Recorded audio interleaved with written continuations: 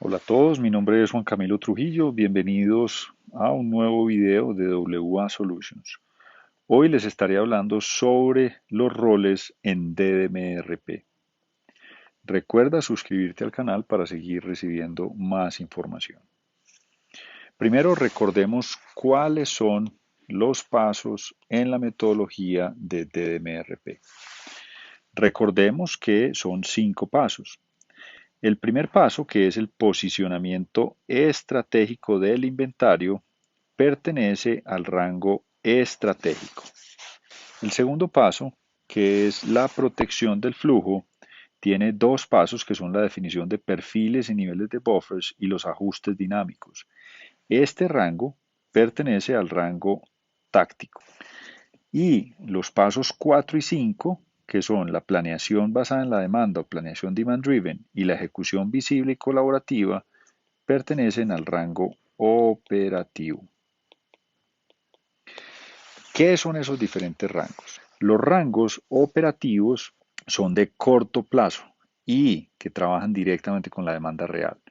En el rango táctico preparamos a los buffers de acuerdo a condiciones históricas, de acuerdo a cambios que tengamos en los parámetros o a cambios futuros que nos afecten el desempeño del modelo operativo. Y en el rango estratégico son decisiones estratégicas donde posicionaremos los buffers y esto tendrá impacto directo sobre el capital de trabajo, el nivel de servicio y muy posiblemente también el portafolio que estamos atendiendo. Entonces, cada uno de estos rangos también van implicando cuáles serían algunos de los roles y en algunos casos la frecuencia y horizonte de información que estamos analizando. Comencemos con el posicionamiento estratégico del inventario. Dentro del posicionamiento estratégico del inventario, lo que usualmente vamos a entrar a analizar en este componente es vamos a responder la primera pregunta de dónde vamos a tener esos buffers. Recuerden que los buffers, que eso será tema de otro video, en este tipo de buffers tenemos buffer de tiempo, buffer de cantidad y buffer de capacidad.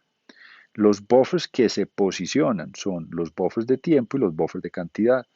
Para una empresa de manufactura tendrá que tener en cuenta los dos anteriores.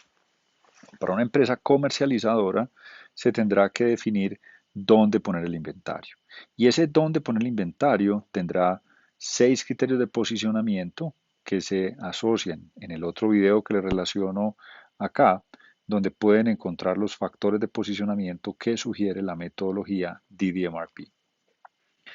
Este será un elemento que debe ser analizado con alguna frecuencia y debe ser aprobado por la dirección o debe ser uno de los componentes que se lleve hacia el proceso de Sales and Operation Planning.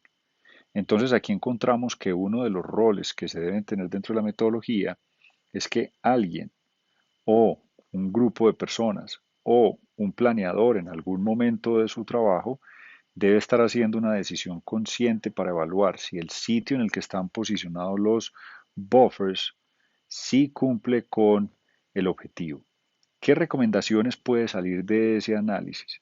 Puede salir la ubicación de un centro de distribución, puede salir la ubicación de un portafolio en un sitio de almacenamiento, puede salir lo que es el cambio en un portafolio. Por ejemplo, si estamos hablando en retail de la definición de cuál portafolio debería estar asignado a qué región o a qué tienda. Puede estar definido al posicionamiento dentro de una lista de materiales y definir qué productos como producto en proceso deben ser ubicados como inventario en proceso y como una posición activa de inventario. Esta es una decisión que, insisto, es una decisión estratégica y debe ser presentada como una sugerencia y avalada dentro de uno de los comités de SNOP. El segundo rango que hemos venido analizando, que es el rango táctico, en este rango táctico, nosotros, uno de los primordiales objetivos es proteger el flujo. Y por lo tanto, en este elemento debemos y por eso cuando estamos viendo lo que es el proceso de DDS&OP y Demand Driven Operating Model, lo que tenemos acá es un pivote que analiza y el primer ciclo que debe hacer es analizar cómo ha sido el desempeño histórico del modelo operativo. En este análisis debemos revisar cuál ha sido el desempeño del modelo. Si los buffers sí han protegido el flujo, cómo ha sido el nivel de penetración que han tenido, qué tanto se han mantenido en rojo, qué tanto se han mantenido en negro, cuáles han sido las primordiales causas. En este, el análisis de los indicadores que hayan afectado el flujo es importante. También tenemos que ver cuál ha sido el desempeño de quienes están protegiendo y quienes están reabasteciendo ese buffer, cómo ha sido el comportamiento del transporte, cómo ha sido el comportamiento de las plantas de producción, cómo ha sido el comportamiento de los proveedores y al mismo tiempo si los planeadores han generado las órdenes en la forma como está realizada el modelo. Para esto se utiliza lo que es los componentes de analítica y de indicadores que sugiere la metodología. Pero también tenemos que hacer cambios si hay algún componente que cambie entre los buffers, si hay un cambio de listen, si hay un cambio de MOQ, si hay un cambio de frecuencia, si vemos que tenemos que hacer ajustes a los factores de variabilidad, a los factores de listen. Esos son análisis basados en el desempeño histórico o en el cambio de alguno de los datos maestros asociados al cálculo de los buffers. Pero se da también en este paso un análisis hacia el futuro, es decir, que también debemos revisar con la información que viene del forecast o con la información que viene de la inteligencia de negocios o con la información que viene sobre la operación. Por ejemplo, un proveedor que va a suspender su operación, el año nuevo chino, todo ese tipo de información que viene del futuro debe ser analizada por el área de planeación y con esto definir si ese impacto futuro va a poner en riesgo el flujo y por lo tanto, como el objetivo es proteger, acá debemos hacer lo que son los PAF o los ajustes planeados. Esto, por lo tanto, al tener estos dos elementos en los que estamos evaluando cómo ha sido el desempeño histórico y cómo ha sido el desempeño o cómo va a ser la situación futura que nos puede afectar, este análisis táctico, por lo tanto, revisa el pasado, revisa el futuro y toma decisiones para que los inventarios, para que los buffers de tiempo y de cantidad estén en la cantidad adecuada. Este, por lo tanto, es una revisión que debe tener al menos un ciclo mensual, ideal que tenga algún tipo de revisión semanal, pero tiene un rol muy importante para que el flujo sea protegido. En este componente también queda uno de los elementos más importantes dentro del cálculo de los buffers, que es el ADU o el CPD. Este es uno de los roles más importantes donde nosotros debemos estar revisando que la data histórica sí esté en el horizonte de tiempo correcto, es decir, que sí estemos mirando la cantidad de días adecuados dentro de ese cálculo, que estemos excluyendo esos picos por encima y por debajo de unos rangos para poder tomar decisiones. Por ejemplo, si tenemos una venta típica, tenemos que analizar si esa venta típica sí debe hacer parte de esa data de lado o si tenemos, por ejemplo, un agotado en el origen que nos impide tener o nos ha llevado a cero, muy posiblemente tenemos que limpiar esa data que está ahí. Después de que la organización, por ejemplo, vaya analizando y entendiendo mejor cómo es este desempeño estadístico o histórico de su ADU, muy posiblemente puede empezar a pensar en tener una automatización de la misma o empezar a tener machine learning o big data o algo para que le ayude a pulir. Mientras eso se tiene, una gran responsabilidad de los equipos de planeación es mantener esta data muy limpia dentro de lo que tiene que ver con el ADU. El cuarto y quinto paso, ya estamos en el rango operativo. Yo hago en algunas veces la analogía de que esta primera parte es como si estuviéramos haciendo un análisis estratégico de qué tipo de milicia deberíamos tener, qué armamento deberíamos tener, dónde deberíamos poner nuestros batallones. Son decisiones de largo plazo, son decisiones de mediano o largo plazo, son decisiones que implican decisiones estratégicas y que implican muchas veces inversión de capital. Cuando ya estamos aquí en el rango táctico, es como si estuviéramos mirando los diferentes escenarios, mirando cómo han sido las últimas batallas que hemos tenido, cuáles opciones podríamos tener, se evalúan diferentes planes de batalla, pero no se ha disparado un solo tiro. Y aquí en el rango operativo ya es cuando los soldados están en el fragor de la batalla, y es cuando ya deben estar reaccionando contra la demanda real, contra lo que está pasando. Eso es lo que pasa en el rango operativo, y en este rango operativo, en el paso 4 y quinto, nos vamos a concentrar y aquí debe haber una separación importante también de roles. Uno es la planeación de la demanda o demand driven, planeación demand driven, y el otro es la ejecución. Recordemos que la planeación demand driven se utiliza el flujo neto, mientras que la ejecución visible y colaborativa se utiliza el on-hand o el inventario físico. En la planeación basada en la demanda, el gran objetivo es generar los tres tipos de documentos, que son los documentos de traslado, los documentos de orden de manufactura u orden de producción y los documentos de órdenes de compra o purchase order. En la generación de la planeación basada en la demanda, vamos sobre todo a generar las órdenes teniendo en cuenta las restricciones del sistema. ¿Y cuáles son las restricciones del sistema? Las restricciones del sistema en muchos casos puede ser o faltante de algo, puede ser faltantes de materiales, puede ser faltante de capacidad, materiales, puede ser faltante de capacidad, pero también podemos tener unas restricciones que tenemos que cumplir con unos mínimos. Por ejemplo, en plantas de manufactura tenemos que cumplir con unos mínimos o unos tamaños de lote mínimo, o con unas frecuencias que son lo que se llama las ruedas de manufactura, o debemos cumplir con unas cantidades de corridas para cumplir con un costo o en alguno de esos elementos. Pero también los mínimos pueden estar asociados a transporte, llenar un camión, o podemos también tener unos mínimos para cumplir con unos mínimos de proveedor.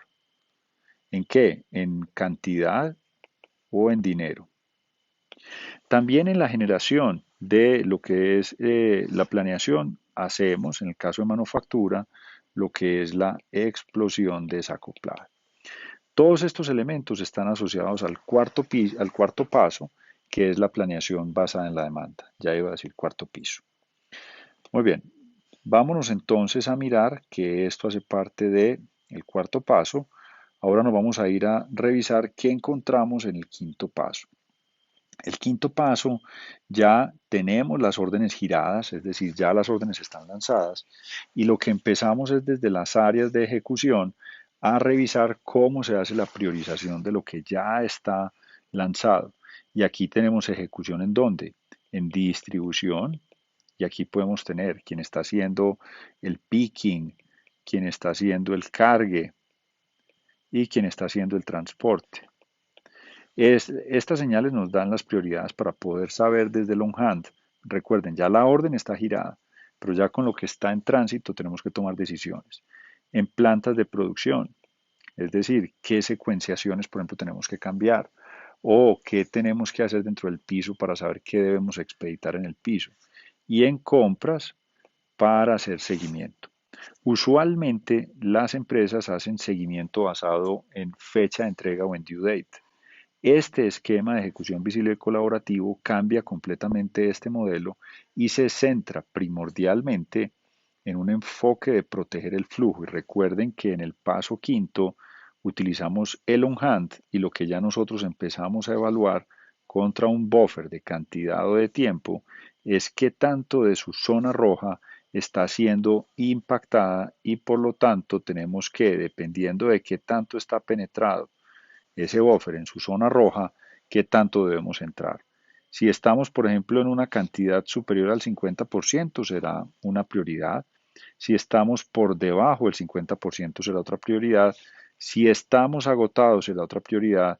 y si tenemos agotado con demanda, será la prioridad más crítica de todas. Esto genera las señales adecuadas para que se dé la ejecución visible y colaborativa. Los roles entonces que vamos teniendo son: el primero, un rol que está asociado inclusive a una revisión estratégica del posicionamiento de los buffers. Este primer rol que tenemos desde el posicionamiento estratégico del inventario debe ser realizado, puede ser por el mismo equipo de planeación, pero debe hacer ese rol con alguna frecuencia en la que revise si la ubicación donde están los inventarios es la adecuada. Si estamos mirando productos terminados, será importante revisar la pertinencia del portafolio. Si estamos hablando de producto terminado, debemos revisar si los centros de distribución donde están ubicados están dando el mayor beneficio, si debemos centralizar la compra, si debemos centralizar la manufactura, si en las listas de materiales debemos ubicar y posicionar inventario de producto en proceso adicional. Y si debemos, en el caso de los proveedores inclusive, podemos empezar a mirar estrategias de BMI. Cuando entramos a lo que son el paso 2 y 3, aquí encontramos el gran objetivo acá será, analizando el desempeño pasado y las situaciones futuras, dimensionar de forma adecuada el tamaño de los buffers para que los buffers estén en capacidad de proteger el flujo. Esto normalmente puede estar asociado al mismo equipo de planeación y este debe realizarse. Algunos de ellos de carácter prácticamente diario, como es el análisis del ADU y los picos de consumo, y otros con alguna frecuencia en la que estamos revisando si los factores de variabilidad, los factores del lead time, si están cumpliendo con su objetivo y si tiene que haber algún cambio o modificar el perfil de los productos.